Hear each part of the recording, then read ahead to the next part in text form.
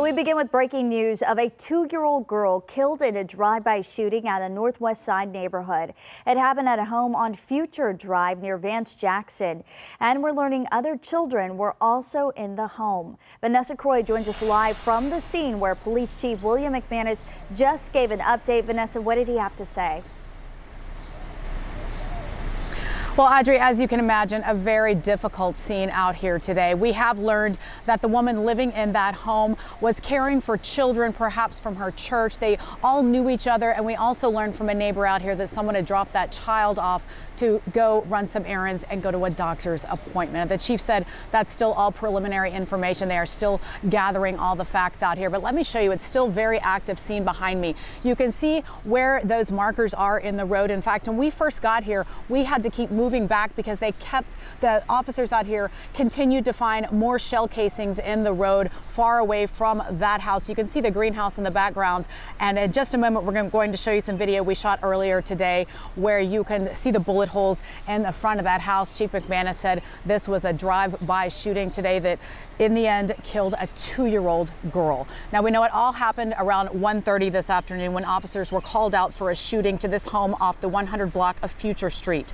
Now Chief McManus said that when officers got here, they found the 2-year-old girl had been hit with gunfire. She died in the house. Now Chief McManus said they do have a potential suspect in mind, but he didn't want to share the details with us quite yet.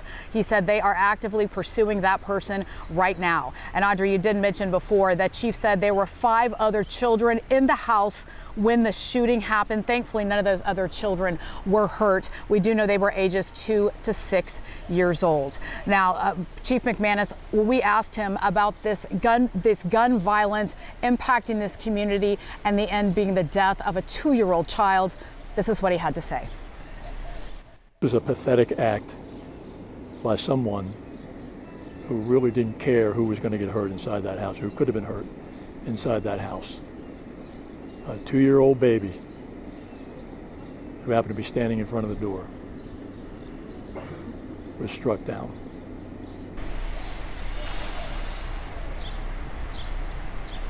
Such a tragedy happening out here this afternoon. In fact, you can hear the sorrow in the chief's voice when he is delivering those messages to us just about an hour ago. Now, the chief also told us this house in question that the officers have never had a problem to it. In fact, they hadn't really responded to it from his knowledge before for any violent acts, any crime, any issues at all there. He did tell us in mentioning those other children in the house, he could not confirm if any of them actually live there, but he said they have notified CPS. We're still gathering more details out here. We'll have an update at 5. For now, Audrey, back to you. All right, thanks so much for that update, Vanessa. And unfortunately, this isn't the first shooting incident recently involving young children.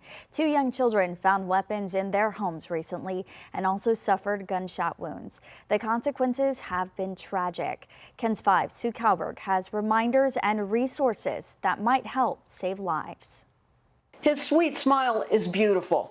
The announcement for his funeral service is heartbreaking. Family members told police Rommel Richardson, who had just turned 2, found a gun on a shelf that was not secured. When a shot rang out, the family rushed the child to the hospital, but it was too late.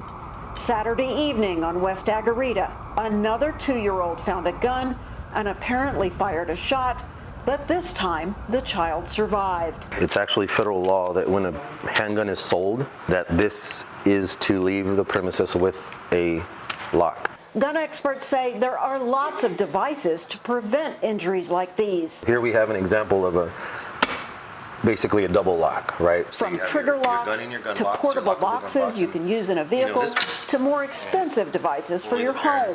You're hiding it from somebody that would want to steal it, but also from the children in your home. There are plenty of choices, but Hernandez says the most important tool, even for very young children, is education. Curiosity is a bad thing. You don't want them to be curious about the gun, whether the parent is home or not home, or they get up in the middle of the night and walk around, or whatever the situation may be. You don't want them doing that. In addition to the devices that you can buy, there are places where you can get free resources. At KENS5.com, we have some links. Downtown, Sue Kalberg, KENS 5.